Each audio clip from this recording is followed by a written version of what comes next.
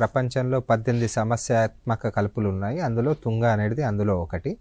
ఈ తుంగను నివారించుకోవడం చాలా కష్టతరమైనది. కాకపోతే ఒక ప్రణాళికాబద్ధంగా తుంగను మనము నివారణ చేపడితే చాలా మంచి అవకాశం ఉంటుంది.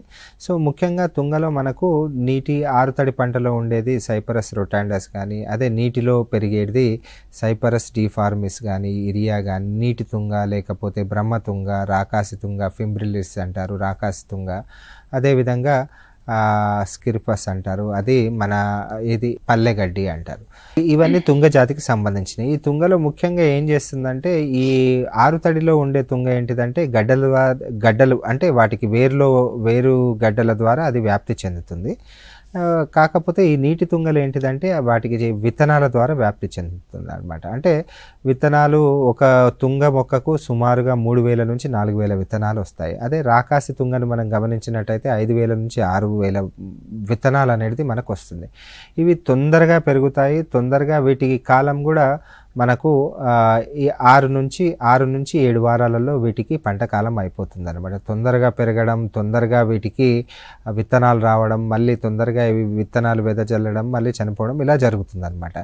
ఈ విధంగా ఈ అన్ని మరొక ముఖ్యమైన విషయం ఏంటిదంటే, ఈ విత్తనాలకు చాలా సంవత్సరాలు బతికే అవకాశం ఉంటుందన్నమాట. అంటే సుమారు ఒక 5 సంవత్సరాల వరకు ఈ విత్తనాలు చనిపోకుండా ఉంటాయి. ఈ విధంగా మనకు ఒకటేసారి పంట కాలంలో 2-3 సార్లు తుంగ ఆశించే అవకాశం ఉంటుందన్నమాట. ఈ తుంగ మన మొక్కలతో పోటీపడి చాలా వరకు మనకు వాటికి కావలసిన సూర్యరశ్మి కానీ, పోషకాలు కానీ పీల్చుకొని పంటని పెరగనీయకుండా చేస్తాయన్నమాట. వీటిని మనం నివారించుకోవడానికి ఇందాక పేర్కొన్న కొన్ని మందులతో పాటు తుంగ యాజమాన్యం చేపట్టాలి. మరి ముఖ్యంగా మనకు తొందర దశలోనే వాటిని గుర్తించి మనుషుల ద్వారా వాటిని పీకించినా చాలా మంచి అవకాశం ఉంటుంది. వాటిని గుర్తించడం ఎలా అంటే, ఈ తుంగ జాతికి సంబంధించిన కలుపు అనేది త్రికోణాకారంలో ఉంటుందన్నమాట.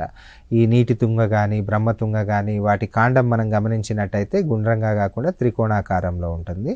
అదేవిధంగా మనకు పల్లెగడ్డిని మనం గమనించినట్టయితే అది మనకు ఒక ఉల్లి కాడ లెక్క గుండ్రంగా ఉంటుంది. అదేవిధంగా మనకు రాకాసి తుంగ గమనిస్తే మనకు చాలా 5 నుంచి 6 కోణాలు ఉంటాయన్నమాట.